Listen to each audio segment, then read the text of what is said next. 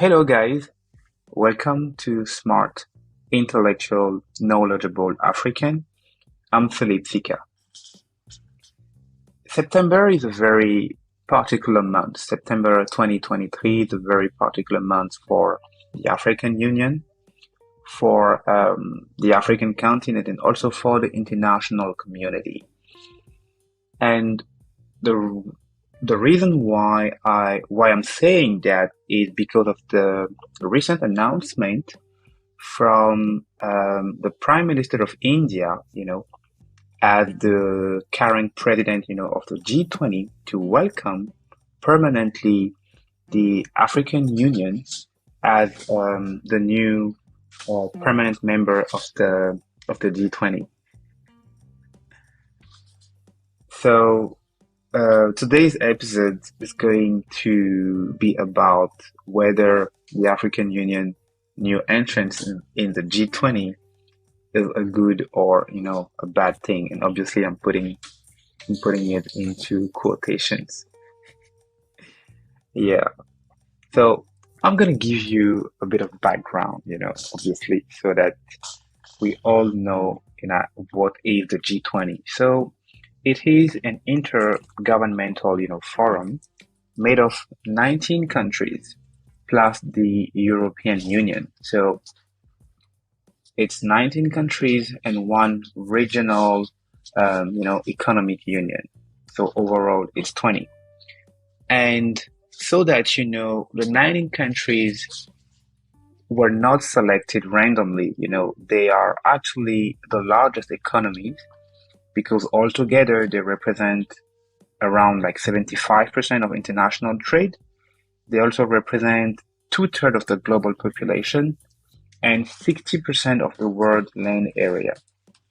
So in plain English, what does it mean? It means that without, or actually, it means that these 19 countries are top guns. They are like the A team. They are major player, in the international, trade ecosystem. They are also major player because if you were to think of a scenario, like hypothetically speaking, where you actually remove these 19 countries, you will actually have to deal with only one third of the global population instead of the entire global population. And currently, the entire population is estimated at 8 billion. So imagine like taking or, removing two-thirds of 8 billion people and simply dealing with one third. That's actually less than actually 3 billion people, you know. So overall, you have a pretty sense of how important, those economies are and, like their place in the international, like trade area and economic also landscape.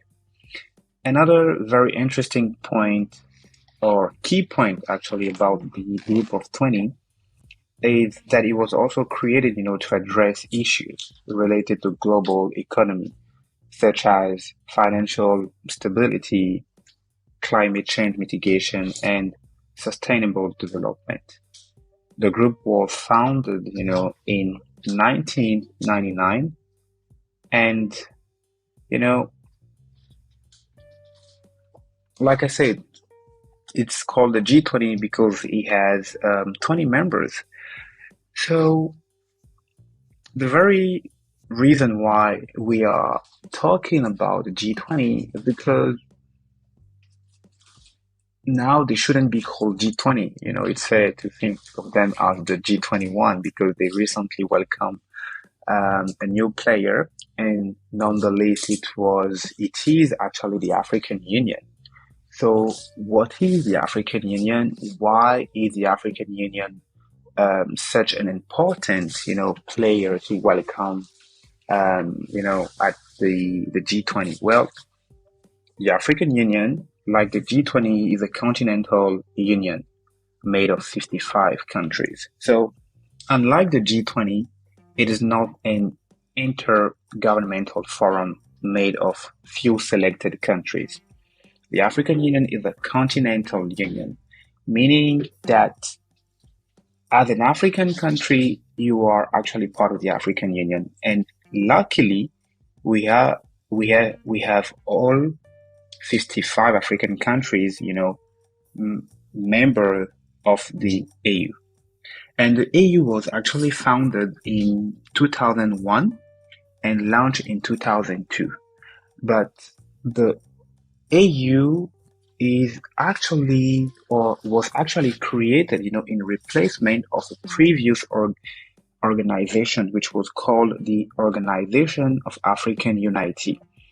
So it was called the OAU, and it was established in 1963 by only 32 signatories government.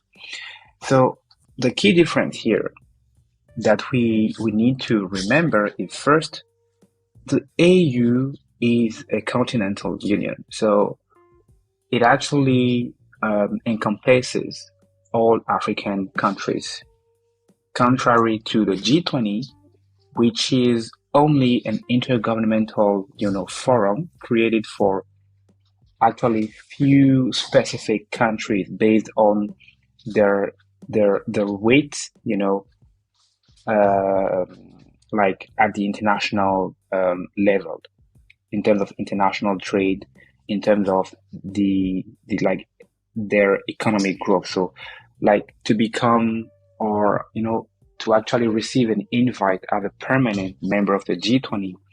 In other words, your economy has to be strong enough, and you have to be a major player, at the international market, at the international level, to be considered like worthy of joining the G20, which is not the case when it comes to the African Union, because regardless of whether your economy is faring well or is actually faring like relatively well or even poorly, you are actually a member of the African Union. But of course, it is not compulsory. So I suppose every head of African states freely agreed to join the AU. So overall, we have all 55 African countries member of the AU.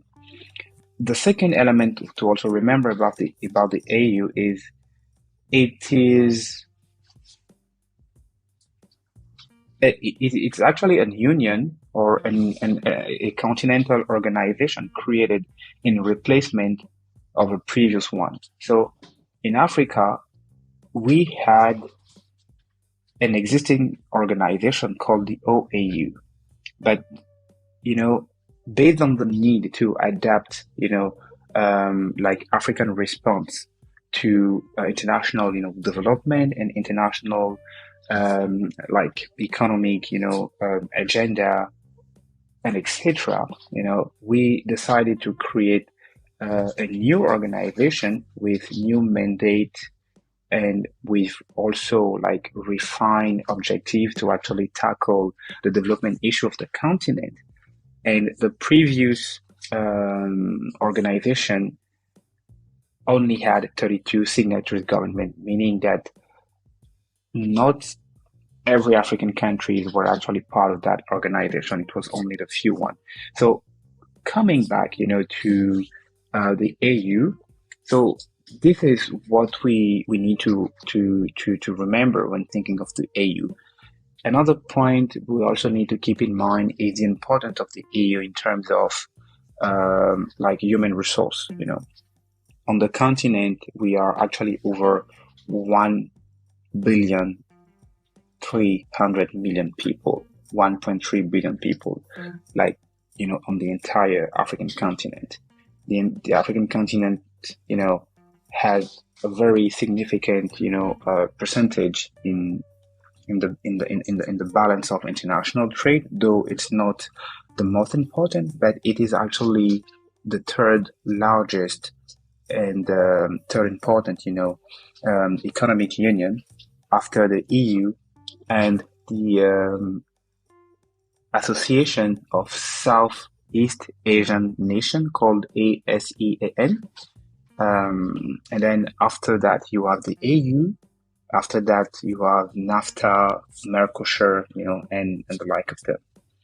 So I hope this introduction, to the G20 and the AU was helpful. Stay tuned for the next episode where I will actually get to um, discuss in detail why or whether or not the new membership or the new entrance of the African Union as a permanent member, of the G20 is should be considered, as an opportunity or not. Thank you for listening to S.I.K.A Talks, where strong ideas meet powerful perspectives. À bientôt.